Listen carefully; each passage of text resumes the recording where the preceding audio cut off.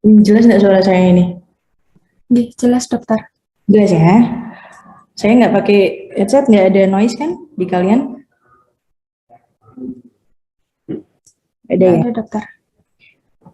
Ya, bismillahirrahmanirrahim. Assalamualaikum warahmatullahi wabarakatuh.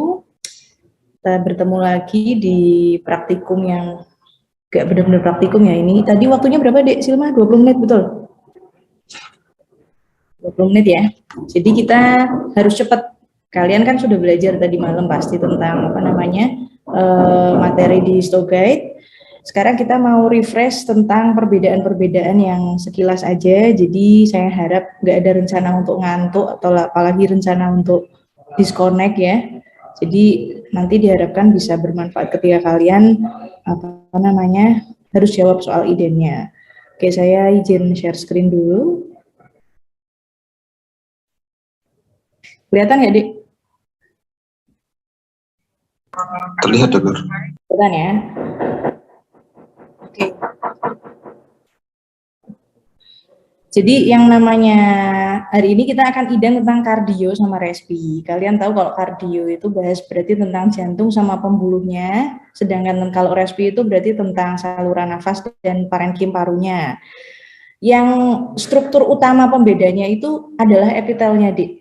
Ya, jadi nanti kalian perhatikan epitelnya itu apa. Kalau itu epitelnya pseudokompleks, squamous kompleks, non keratin, berarti itu punya siapa? Punya respi, ya.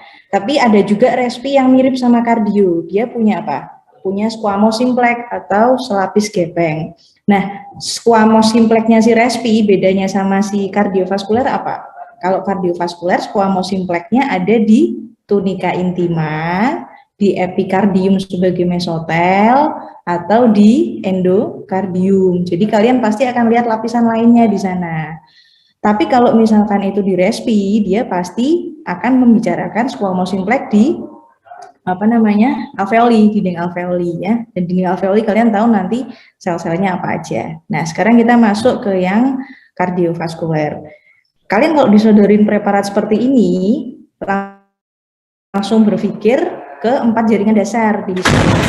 Ada jaringan dasar otot, ada jaringan dasar epitel, ada jaringan dasar ikat, dan ada jaringan dasar saraf.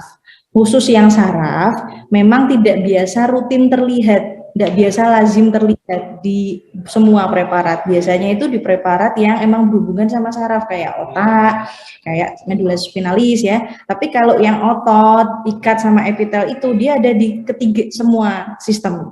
Nah, kita sekarang lihat di slide yang kalian lihat sekarang, ini jaringan utama yang terlihat adalah jaringan otot. Nah, kalau di kardiorespi, yang dominan otot adalah dua hal, apa? Satu jantung, dua adalah arteri. Tinggal kalian membedakan itu kira-kira otot apa. Kalau ototnya itu otot yang rangka, mirip seperti otot lurik, dan dia punya perimisium, epimisium, endomisium yang jelas, jadi serat-serat putihnya seperti yang ini, saya tunjuk ini dia kayak dominan banyak, itu cenderung lebih ke otot jantung atau ke otot rangka. Jadi dia nggak mungkin apa deh, dia nggak mungkin arteri, nggak mungkin vena, ya itu. Tapi kalau misalkan itu serat-seratnya ini nggak kelihatan dominan, jelas, walaupun masih di zoom out seperti ini perbesaran kecil, biasanya dia tidak cerita tentang jantung. Berarti itu cerita tentang pembuluh darah, arteri atau vena. Tinggal kalian bedakan, kalau arteri berarti tunika medianya dia lebih dominan, kalau yang vena dia lebih dominan yang adventisia, ya. Itu. Jadi dari perbesaran lemah dulu kalian harus bisa identifikasi itu jaringan dasarnya apa? Otot, epitel, ikat, ya, itu. Kemudian kalian baru identifikasi lapisan yang terlihat. Di sini yang namanya jantung kan ada endokardium sama epikardium tuh, sama-sama squamous simplex ya. Yang epikardium dia lebih banyak jaringan ikatnya, otomatis dia lebih apa warnanya? Lebih pucat atau lebih tajam? Lebih pucat ya.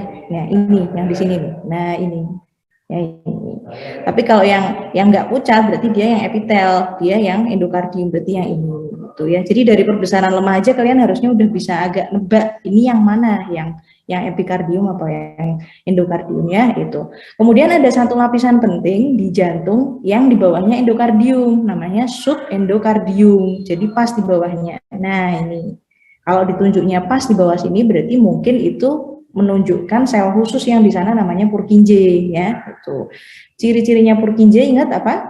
Lebih pucat, lebih banyak glikogennya, dan dia bentuknya lebih besar dari kardiositnya ya yang buat kontraksi karena dia sudah berdiferensiasi.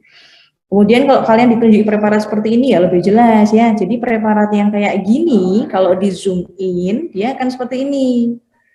Nah, tinggal kalian lihat ada filamen aktin miosinnya enggak, pita gelap terangnya itu lurik-luriknya kelihatan enggak? Kalau dia kelihatan berarti apa? Kalau enggak otot jantung ya otot rangka. Kemudian cara bedainnya itu otot jantung sama otot rangka apa? Satu, dia bercabang atau enggak. Dua, bentuk intinya besar apa kecil. Tiga, jumlah intinya gimana. Empat, ada tambahan ciri khas nggak? Kayak kalau di jantung ada pigmen yang mengendap kuning itu namanya apa?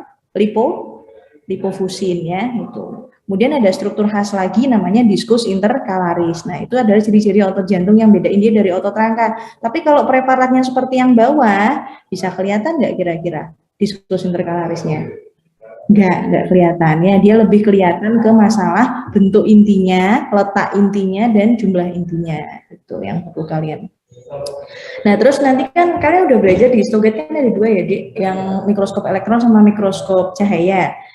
Yang diskus interkalaris itu punya struktur khas seperti fascia adherens, desmosome, sama gap junction itu ada di daerah yang mikroskop elektron. Jadi kalau mikroskop cahaya seperti ini dia nggak kelihatan.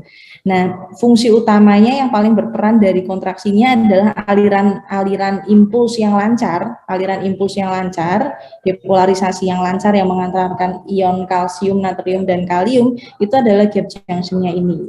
Jadi itu yang memungkinkan semua otot jantung itu kontraksi dalam satu ritme yang bersamaan dan impulsnya bisa menyebar cepat ya. Itu jadi struktur khas dari diskus interkalaris 3 ini kalian ingat-ingat ya. Kemudian yang berikutnya tentang gambar yang seperti ini. Kalau kayak gini kan jelas nih lumennya. Kalau dia berlumen berarti dia saluran. Kita nggak ngomongin lagi tentang jantung. Kita ngomongin tentang pembuluh. Tinggal kita lihat. Kalau kita lihat pembuluh, kita lihat dia 3 lapisan atau 1 lapisan. Kalau 3 lapisan berarti dia apa? Arteri besar atau sedang ya, atau arterial, bisa vena dan turunannya vena. Kemudian bisa apa lagi? Pembuluh limfe.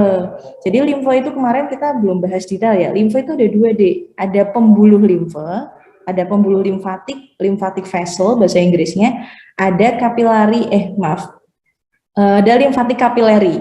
Ya, jadi kapiler itu ada 2, ada blood capillary, ada lymphatic capillary. Nah, yang lymphatic capillary sama blood capillary itu perbedaannya nanti ada di soal dia punya perisit atau enggak, dan dia punya lamina basalis atau enggak. Kalau yang enggak punya semuanya itu yang lymphatic capillary. Tapi kalau yang lymphatic vessel sebetulnya dia masih punya 3 lapisan, sama kayak arteri, sama kayak vena. Bedanya apa? 3 lapisannya itu enggak bisa dibedain jelas.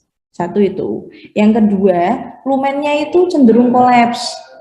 Jadi emang nggak bisa sesolid arteri atau vena. Kan vena juga kolaps tapi dia masih agak solid kan. Jadi kalau limfatik tuh dia kayak agak lemes gitu loh. Waktu di preparat itu kelihatannya tuh kayak nggak bentuknya nggak solid pokoknya. Kemudian yang kedua, yang berikutnya, kalian lihat isinya apa? Kalau isinya itu cairan yang bening, pucat nggak berwarna, berarti dia cenderung ke pembuluh limfe ya itu. Nah, sekarang kita bedain arteri sama vena. Ciri utamanya adalah di tunika media sama tunika adventisianya. Kalau tunika medianya dominan, berarti dia arteri. Kalau tunika adventisianya dominan, berarti dia vena. Tunika adventisia itu dia yang banyak, dia tersusun dari apa? Tunika adventisia, jaringan dasarnya. Jaringan dasarnya adalah jaringan ikat. Berarti dia terpulasnya apa? Pucat kan? Nah, lapisan yang terpulas pucat dan dia di bagian luar, berarti mana? Nah ini yang saya tunjukin. Ini tunika adventisia. Yang di sini tunika adventisianya apa ini? Ini yang pink muda yang saya telusur ini ya. Tapi kalau jaringan otot dia menyerap HE itu dia agak lebih gelap. Jadi dia lebih tegas ya di sini. Nih tunika medianya segini. Ini tunika medianya cuma surbahna ini. Nah coba tadi tunika media itu kan isinya sama-sama jaringan otot. Tapi kalau di jantung, tunika media itu kan analognya sama miokardium kan, itu jenisnya otot jantung. Kalau di sini dia jenisnya otot apa? Otot polos. Jadi kalian coba lihat, ada banyak epimysium, endomysium, perimysium yang kelihatan nggak selubungnya? Ada tapi nggak jelas kan. Nah, kalau kayak gitu berarti kalian curiga ini bukan jantung, walaupun 3 lapisannya sama ya, tapi ini adalah pembuluh. Sekarang kalau kita nemukan tunika medianya jelas, kita mau bedain itu arteri apa. Nah, arteri besar sama arteri sedang yang paling bisa dibedain ya. Kalau arteri besar, kalian nggak akan menemui struktur keriting yang tersusun dari serabut elastika di antara tunika intima dan tunika media. Namanya apa? Lamina elastika interna. Di sini letaknya. Tapi kalau lamina elastika eksterna, dia di antara tunika media sama eksterna. Gimana letaknya di sini? Nah, sekarang kalian lihat preparat yang sedang kalian lihat ini, ada nggak struktur keriting itu? Nggak ada kan? Berarti ini bukan arteri sedang atau arteri muskuler. Ini adalah arteri besar. Cirinya apa arteri besar? Satu, lamina elastikanya tidak terbentuk secara jelas, jadi nggak kelihatan banget. Kemudian yang kedua, dia nggak punya struktur jelas seperti lamina elastika, tapi dia punya serat elastin yang banyak di tunika medianya. Jadi tunika medianya si arteri besar itu dia nggak cuma isinya otot polos, tapi dia juga dominan serat elastika. Serat elastika itu kadang kalau diwarnain HE dia bisa hitam, keriting-keriting gitu, atau dia juga bisa pucat putih sekalian gitu ya. Tapi yang jelas ada itunya. Kemudian kalian taunya ini arteri dari mana? Dari tunika adventisianya yang tidak lebih besar dari tunika medianya. Taunya di mana? Ini lihat. Nah, dia yang tersusun lebih pucat, yang terpulas lebih pucat, dia lebih sedikit daripada yang terpulas lebih gelap yang tunika medianya ini. Itu. Oke. Sekarang kalau tunika intima dia terdiri dari endotel, ya. Kemudian kalau di endokardium kan ada tuh endokardium, bawahnya apa? Subendokardium. Di pembuluh darah sama, ada tunika intima, berarti tepat di bawahnya epitel yang endotel, itu ada daerah namanya subintima. Ya, itu masih bagian dari tunika intima sih, tapi dia istilahnya daerah subintima, ya, subintiman, area subintima, biasanya gitu nyebutnya kalau di buku.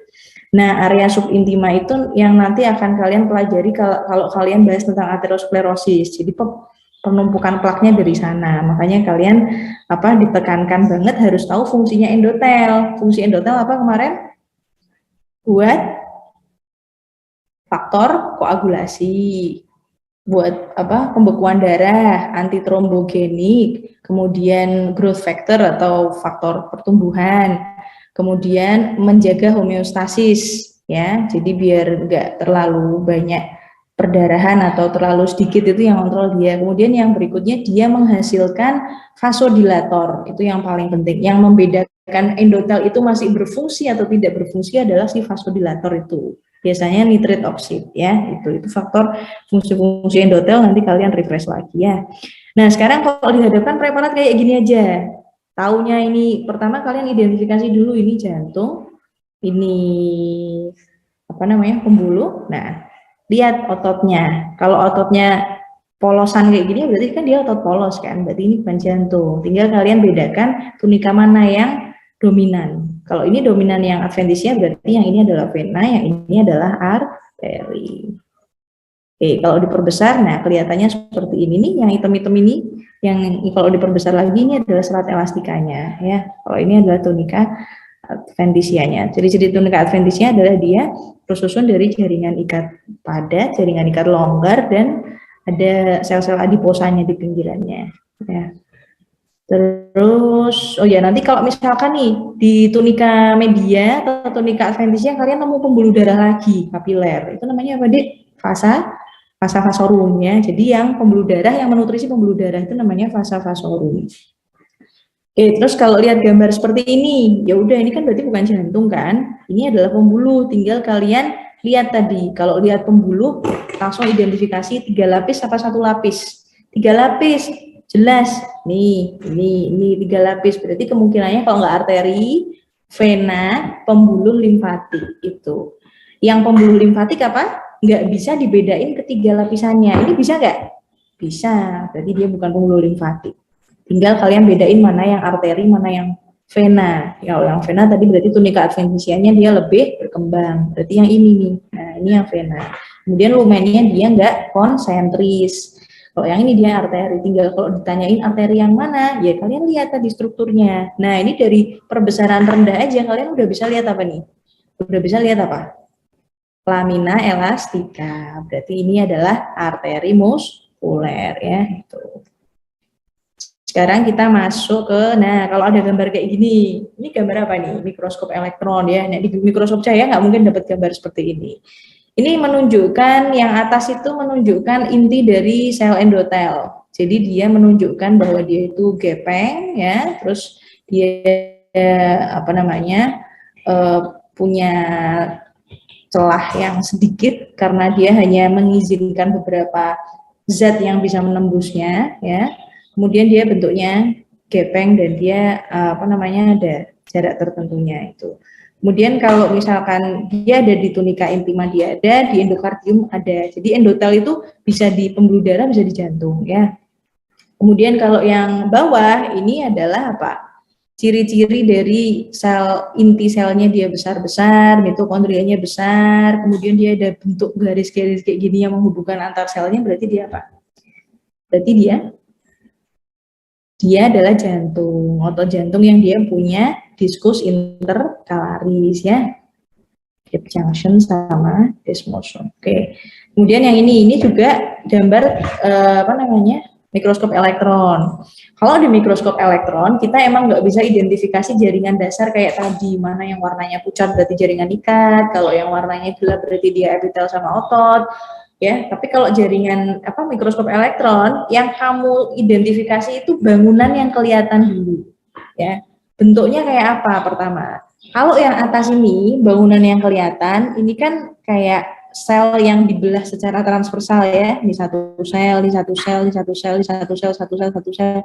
Terus ada bangunan ini, lihat dia konsentris, dia bulat, berarti dia adalah potongan transversal dari suatu struktur anatomi yang tubulus atau pembuluh. Berarti ini lagi ngomongin pembuluh. Nah, kalau lagi ngomongin pembuluh tadi kan ada arteri, ada vena, ada limfatik, ada kapiler, ya kan? Nah, kalau arteri, vena sama pembuluh limfatik itu kan dia 3 lapis.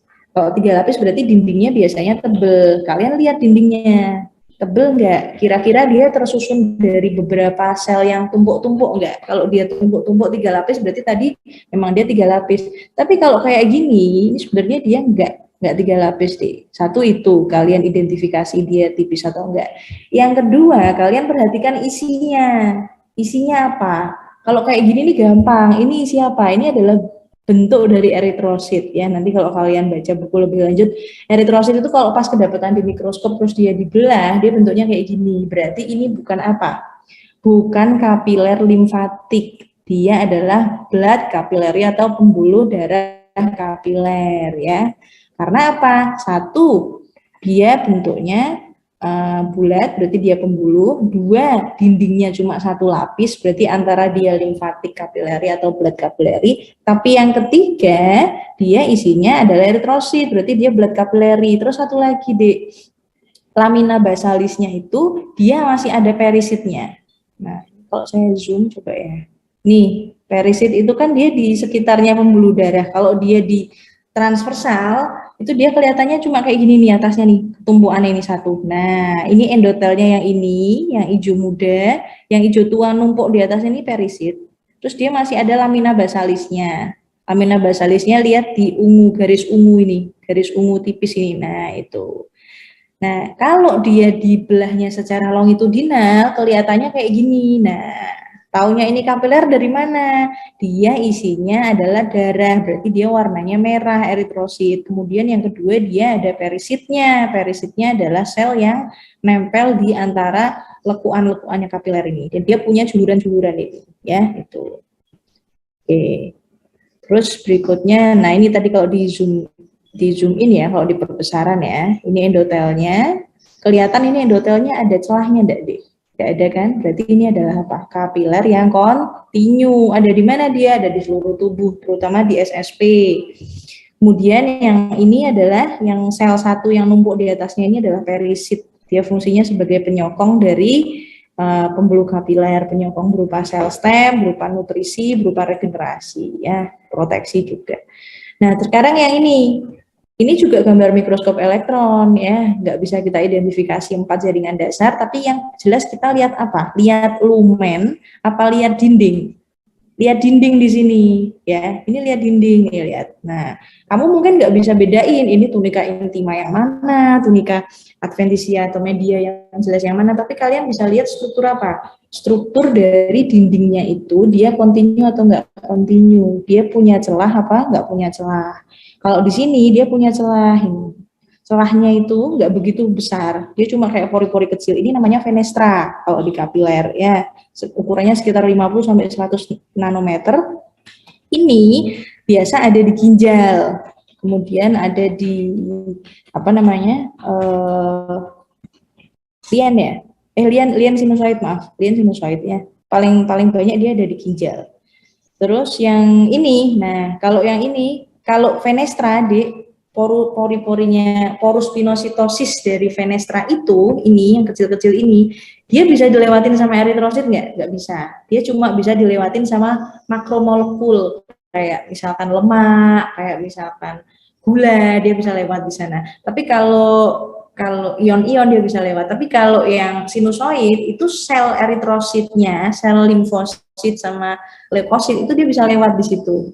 Ya, makanya dia sinusoid itu lebih cenderung di organ-organ yang punya peran untuk perombakan darah, entah itu darahnya dipecah atau itu darahnya dibentuk kayak di bone marrow atau di apa namanya hepatolien ya itu. Ini dia porosnya lebih gede. Nah, ini celah-celahnya ini dia lebih besar sampai bisa dilewatin sel. Kalau yang merah-merah ini, sama hijau ini sel darahnya ya.